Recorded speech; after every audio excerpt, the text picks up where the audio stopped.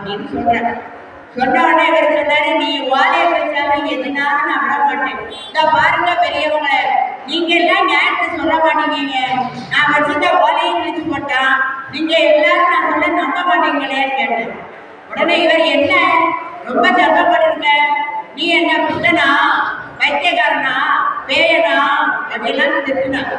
திட்டுனவுடனே அவர் சொன்னார், நீ பித்தன் என்பையோ பேயன் என்பையோ இன்னும் என்னென்ன சொல்லணுமோ சொல்லுப்பா, ஆனா அதை பத்தியெல்லாம் எனக்கு கவலை இல்லை, ஆனா நீ எனக்கு அடிப்ப அப்படின்னு நிற்கிறார். ஒருத்தரும் ஒன்றும் சொல்லல. அவரே சொன்னார், இந்த ஊர்ல எனக்கு நியாயம் கிடைக்கும், எல்லாரும் என் ஊருக்கு வாங்குவோம். அப்ப 2-3 பெரியவங்க இருந்தவங்க கேட்டாங்க, உங்க ஊருக்கு வான்னு சொல்றேனே, உங்க ஊர் எதுன்னு. என் ஊரு பக்கத்துல இருக்கக்கூடிய திருமண்ணை நல்லூர், அங்க வா. எல்லாரையும் கூட்டிட்டு போனார். கலவனார் முன்னாடி போறார், மாப்பிள்ளை சுந்தரர் முன்னாடி போறார். அந்த கல்யாணம் வீட்டுக்கு வந்த திருமண கூட்டங்கள் ஆம்பளைங்கெல்லாம் அது முன்னாடி போறாங்க. பெண்கள்லாம் பாக்குறாங்க. சுந்தரர் அருகிலே உட்கார்ந்த அந்த மணப்பெண் அவரையே நினைத்து தன்னுடைய வாழ்க்கையை நிறைவு செய்து இறைவனுடைய திருவடியை அடைகிறார். அவ ஒரு பக்கத்துல 5 நிமிஷம் உட்கார்ந்ததுக்கே அவளுக்கு இறைவனுடைய திருவடி பேர அந்த அம்மாவுக்கு கிடைச்சது. இவங்க எல்லாரும் போனாங்க. ஆனால் அப்படியே திருவண்ணை நல்லூருக்கு நடந்து போகும்போது சுந்தரருக்கு எப்படி இருந்ததா, ஈர்ப்பது போல இருந்தது. நம்ம திருவாசூர படிப்பை ஈர்த்தி என்னை ஆட்கொண்ட எந்தை பெருமான், அவர் ஈர்க்கிறார். அருணாசலேஸ்வரர் புராணம், அதுல ரமண மகரிஷி பாடுவார். அருணாசலத்துல உள்ள அண்ணாமலையாரை நினைத்து அவர் சொல்வார், காந்த விரும்புவோம் கவர்ந்தனை விடாத கலந்தனோட இருப்பாய் அருணாசல, அருணாசல சிவம், அருணாசல சிவம், அருணாசல சிவம், அருண சிவம். காந்த விரும்பை ஈர்ப்பது போல அவர் முன்னாடி போறாரா, இவரை ஈர்த்துதான் போயிட்டாங்க ஒரு வழியா திருவண்ணை நல்லூர். அங்க ஒரு 10 பெரியவங்க இருந்தாங்க. அந்தால அவர் சொன்னார், இதான் என் ஊரு வாங்க அப்படின்னு எல்லாரையும் கூட்டிட்டு போய் பெரியவங்க எல்லாம் போய் நியாயத்தை கேட்கிறாங்க. பெரியவங்க சொன்னாங்க, சரி உங்க கதையை சொல்லிட்டீங்க, இங்க ஏதாவது சாட்சி ஆட்சி ஏதாவது இருக்கா அப்படின்னு கேட்கிறாங்க. சுந்தரருக்கு சந்தோஷம் தாங்க முடியல. அப்படி கேளுங்க, அப்படி கேளுங்க, அப்படி கேளுங்க. ஏன்னா வலைய கிழிச்சு போட்டோம், இனி இந்த கிழமை என்ன செய்வார் அப்படின்னு அவர் நினைச்சார். உடனே அவர் கேட்டார், சுந்தரா ஏண்டா சிரிக்க, ஓலையெல்லாம் நம்ம குடிச்சு போட்டோமே, இந்த கிழவனார் எப்படி சாட்சி சொல்வார் பாக்குறியா? நான் ஓட்டை கொடுத்தது மூல ஓலை இல்லையா, அது நமது ஓலைன்னு நம்ம பாடியில சொன்னா அது ஒரிஜினல் அல்லடா, செராஸ் காப்பியா ஓட்ட தந்த, நீ செராஸ் காப்பியா தான் குடிச்சு போட்ட, ஒரிஜினல் ஏன்ட்ட இருக்குங்க. அப்போ செராஸ் விஷயத்தை யார் முதல்ல கண்டுபிடிச்சிருக்கா? நம்ம அப்பா கண்டுபிடிச்சிருக்க. நம்ம இன்னைக்கு நான் தான் கண்டுபிடிச்சோம், நான் தான் கண்டுபிடிச்சேன்னு நம்ம சொல்லிட்டாலே.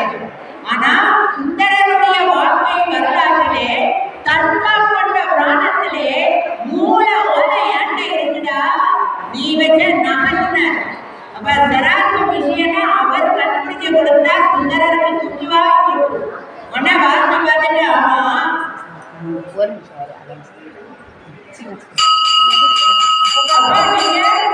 சொல்வதெல்லாம் உண்மைதான்.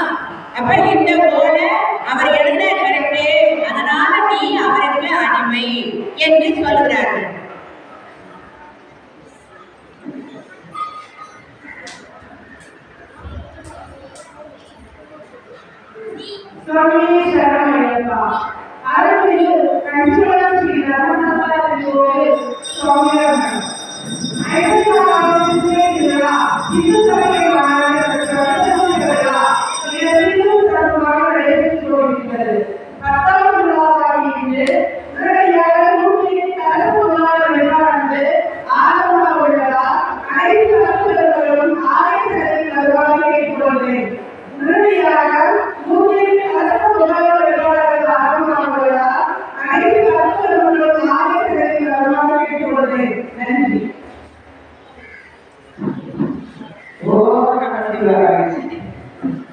ஓம் ஹர நம பார்வதி ஹர நம தேவ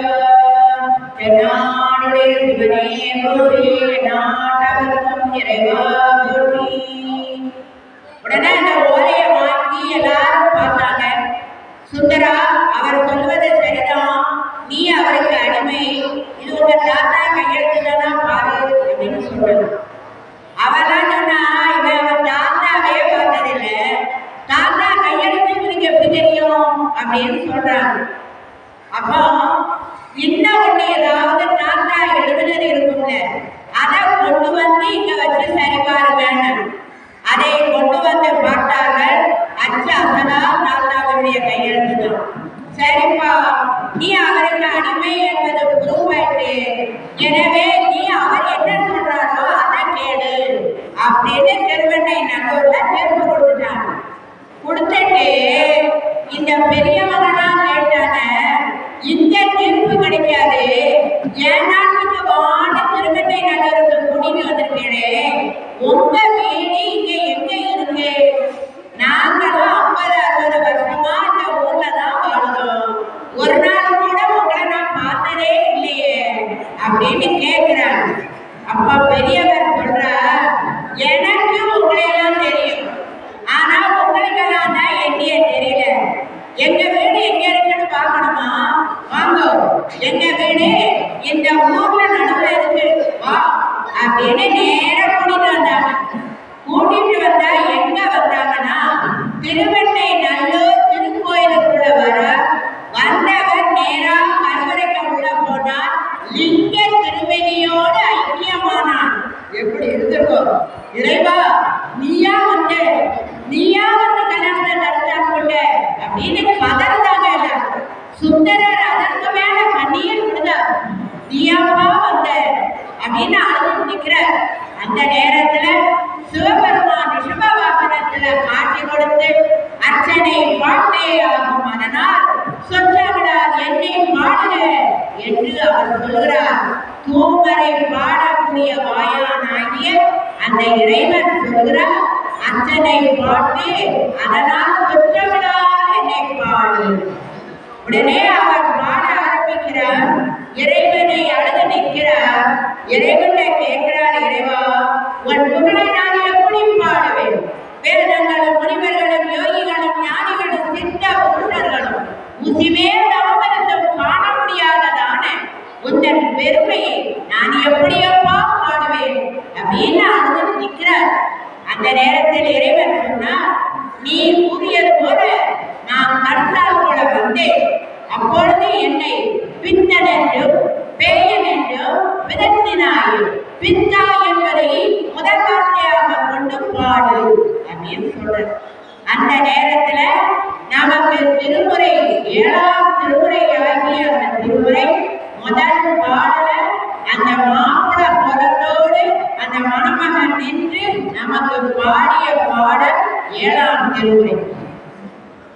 பித்தா பிறை சூடி பெருமானே அருளாளா, எத்தார் மறவாதே நினைக்கின்றேன் மனத்து உன்னை, வைத்தாய் பெண்ணை தென்பார் பெண்ணை நல்லோர் அருள் துறைகள், அத்தா உனக்கான இனி அன்றேன் எனலாமே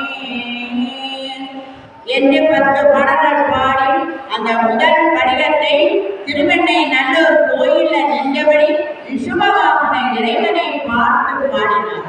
நம்முடைய திருமுறைகள் 12. சைவர்களுக்கு 2 கண்கள் போன்றவை 12 திருமுறைகளும் 14 சாத்திரங்கள். இதுல 7ஆம் திருமுறையை கொடுத்தவர் இந்த சுந்தரமூர்த்தி சுவாமிகள்.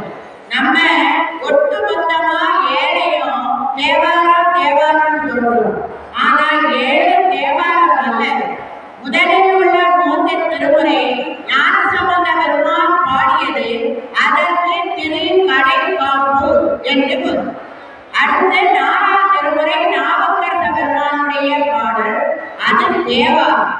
5ஆம் திருமுறை திருக்குறுந்தொகை. 6ஆம் திருமுறை திருத்தாண்டகம்.